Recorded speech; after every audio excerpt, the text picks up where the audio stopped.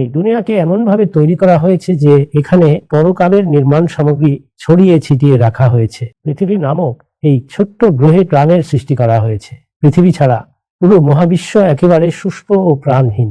আর কোরআন আমাদের জানিয়েছে এগুলো এমনি শুষ্ক ও প্রাণহীন ভাবে পড়ে নেই। মূলত এগুলো আল্লাহর সেই আসল দুনিয়ার নির্মাণ সামগ্রী, যা চিরস্থায়ী ভাবে তৈরি করা হবে, যেখানে মৃত্যুর পর তোমাদের পুনরায় জীবিত করা হবে, যার বিশালতা হবে এই জমিন ও আসমানের সমান।